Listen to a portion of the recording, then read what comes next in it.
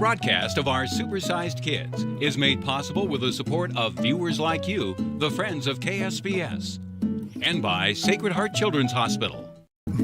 Is thin going extinct? Nearly a third of our children are overweight or obese, and the numbers continue to rise. Childhood obesity is a serious epidemic. We're at risk of raising supersized kids who may live sicker and die younger than the generation before them. Because at younger and younger ages, we're starting to see children with significant medical complications related to being obese. Type 2 diabetes, hypertension, elevated cholesterol. These are illnesses that we hadn't seen under age 20 before. With so many of us being overweight these days, sometimes being fat looks, well, normal. But it's not, and it's dangerous.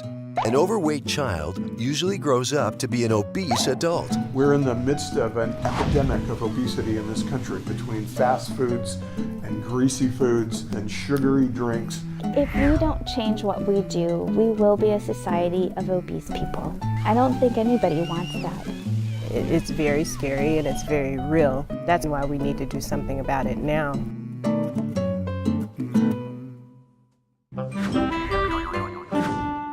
Is it baby fat or what? How do you know if your child is a healthy weight? This is the Cordero family. 10-year-old Elijah has always been a big boy. I had always thought he was bigger, but I didn't really think that there was a problem. We didn't have much food growing up. I figured if they had a full belly, they'd be happy, you know? I guess I always thought he was big boned. I just thought, you know, he's eating every meal. It's good. Here's his growth chart and see how his... A doctor's visit told a different story. Elijah's body mass index, or BMI, showed his weight was growing faster than his height. A BMI is a simple height-to-weight ratio that provides a useful snapshot of whether a child is overweight for his or her age. I was shocked. I guess I just didn't realize, you know, what we were doing to him. A BMI above the 85th percentile indicates a child is overweight. It means the child weighs more than 85% of their peers. Above 95% means the child is obese. The borderline diabetes is what scared me the most. And I just thought, you know, I don't want him to have to give himself shots every day and watch what he eats every, you know, I mean, you can't go back. Can't fix it. The Corderos are not alone. Most parents don't realize their child is overweight or how serious it is. Sometimes the chubby kid may not stand out in our overweight society. And it's kind of hard to accept that more than half the people that we meet every day are either overweight or obese. Many parents think their child will grow into the extra weight. Sometimes that's true, but 75% of the time it is not. 2 out of 3 overweight 10-year-olds will grow up to be obese adults.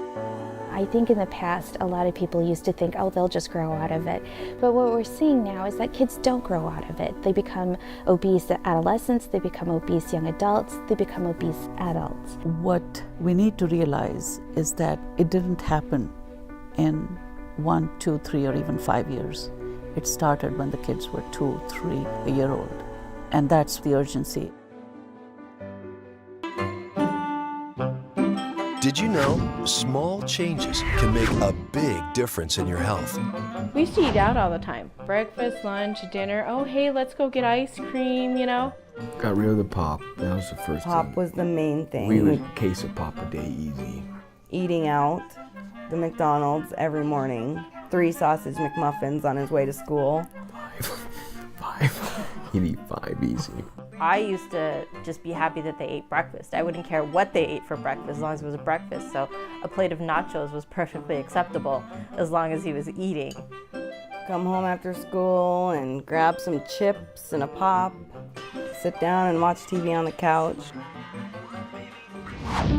So I brought 5 pounds of fat and I want everybody to touch it, to look at it. I'm gonna pass it around the table. Those days are long gone. The countdown for healthy living classes were a real eye-opener. That's when I got more scared about what we were eating. I saw the junk. I went home that night after the first group meeting and I cleared my whole kitchen out. By the time we were done, we had 2 garbage bag fulls. So this one is a hamburger. It's 410 calories. I find most of it is people are just not educated in how to be healthy, that they haven't had the information on how to provide a healthy lifestyle for themselves or for families. Keeping a food journal is a great way to get started. Once you started seeing though on paper and written down what you were doing and feeding them, it started kicking in. They would have us journal plus measure out all the food intake that he was eating down to calories and portions. Ounces on the peanut butter that you put on the sandwich and the slice of bread. And once you start writing it all down, it's just amazing how much you're putting in your mouth. It taught us a lot. We didn't even know we were doing, not just to him, to ourselves, you know.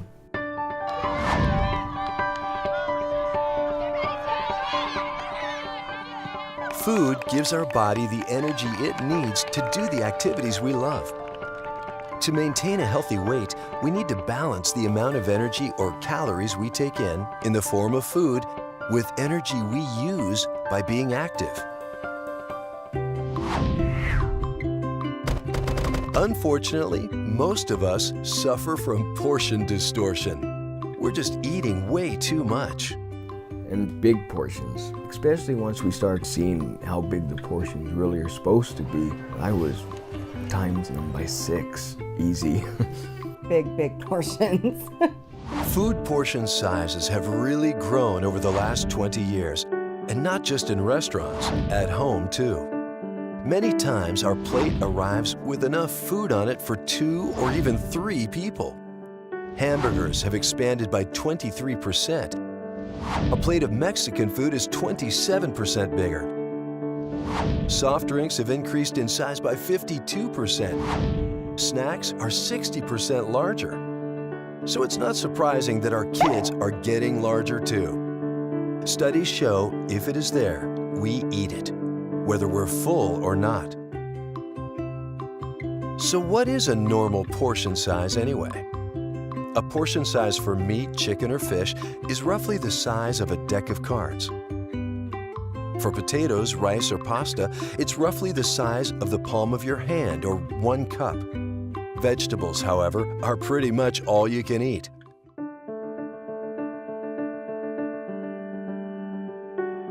But it's not only that we eat too much, it's what we're eating. And they had all these different displays. Just the fat content in the meat and the sugar and sodas and how much oil was in each snack. And you can see it and feel it. You could touch it and want to wring our bodies out.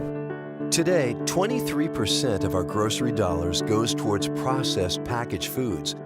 That has more than doubled in the last 20 years.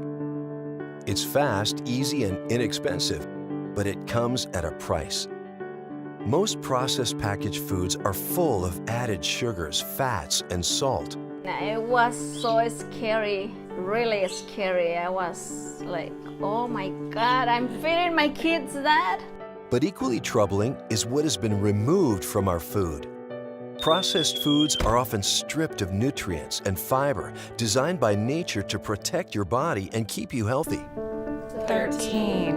Okay, there was 13 teaspoons in this bottle. What kids are drinking is also part of the problem. Most kids consume over 100 pounds of sugar a year, much of it in sugary drinks and soda. An enormous amount of sugar. Yeah, and they show it in granulated, so you actually can see how much sugar you're putting in your body.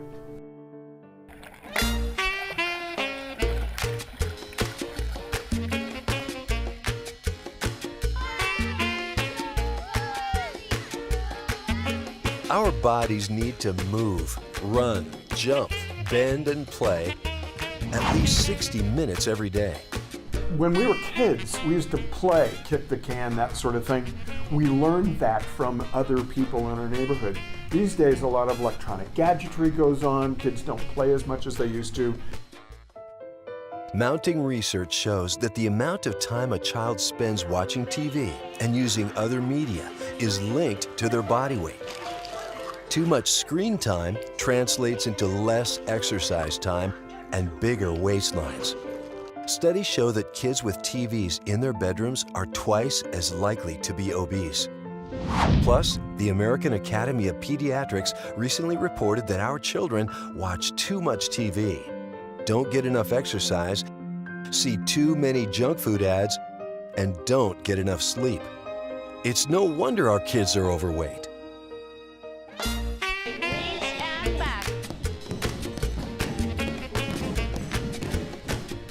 Moving more as a family is key. But it's not necessarily about getting a health club membership or joining a sports team. We focused on physical activity as a family, so whether that meant walking in the park or doing jazzercise in your home, what we wanted was the family as a unit to just move more. We discovered that it was important to have the parents involved. We didn't for the first session. The parents didn't do the physical activity with us, and we discovered that if we re-taught them how to play, allowed them to be silly with their kids, allowed the kids to see the parents being silly and know that they could do that and would do that, that seemed to break down a lot of barriers and get them more active in the time that they weren't here with us. Role modeling is key. As a parent, you have to be willing to participate and model the behavior that you want your child to pick up.